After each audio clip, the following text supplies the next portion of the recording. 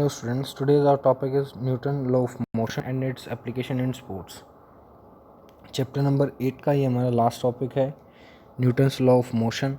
ठीक है, biomechanics and sports, unit number 8 +2 class physical education. तो फर्स्ट ऑफ ऑल बेटा, न्यूटन्स लॉ ऑफ मोशन किसने डेवलप किया था? स्कैन न्यूटन ने इसको क्या है डेवलप किया गया था. ठीक है, उसने क्या है 3 लॉज को क्या है स्टेट किया था, मतलब एक्सप्लेन किए थे, उनके रिलेशनशिप्स को एक्सप्लेन किया था.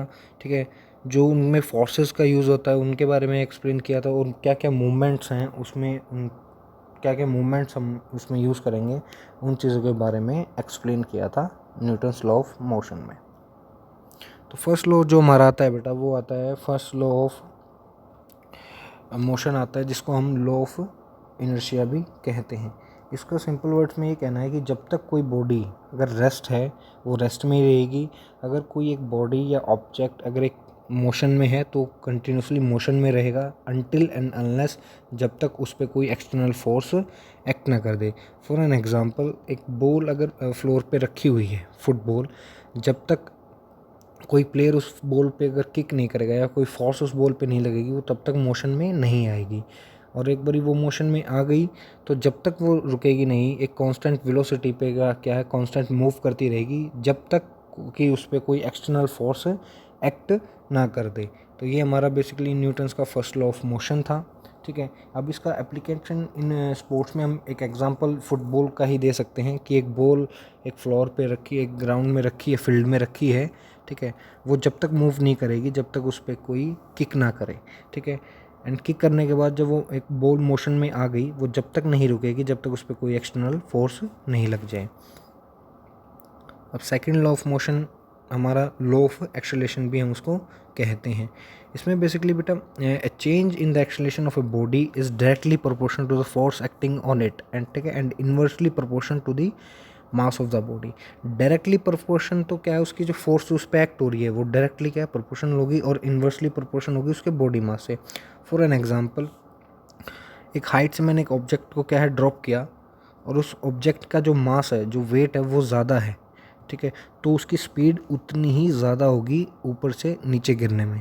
ठीक है, और सेम एज इट इज़ एक लाइट वेट का कोई ऑब्जेक्ट मैंने एक हाइट से ड्रॉप किया, तो उसकी जो स्पीड है वो क्या है स्लो रहेगी एज़ कम्पेयर टू जो हैवी ऑब्जेक्ट है.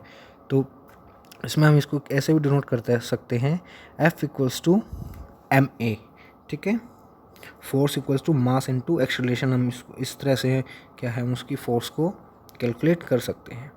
ठीक है, useful way to writing Newton second law of motion practically when doing calculation. अब कैलकुलेशन के लिए मैंने बताया था force = mass into acceleration, F = ma. ठीक है, लास्ट हमारा Newton third law of motion है. ठीक है, Newton third law of motion क्या कहता है, लॉ ऑफ रिएक्शन भी हम इसको कह सकते हैं, या लॉ ऑफ काउंटर फोर्स भी हम इसको कह सकते हैं. इसका जो सेकंड नेम है लॉ ऑफ रिएक्शन भी हम इसको बोल सकते हैं, और लॉ ऑफ काउंटर फोर्स भी. काउंटर फोर्स का मतलब यहाँ पे ये हो गया every action there is an equal and opposite reaction.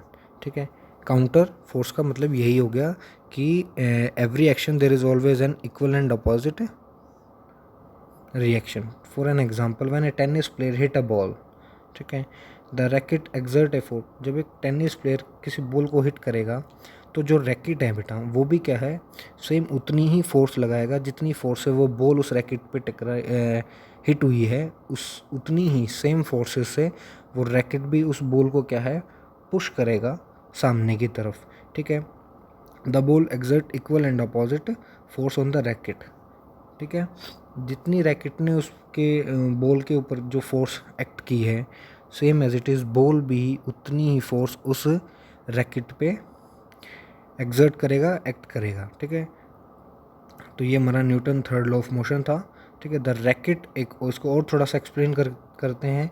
The racket exert, ठीक है, what is known as the action forces and the ball exert the reaction force. ठीक है, एक्शन फोर्स किसने एक्ट किया, रैकेट ने.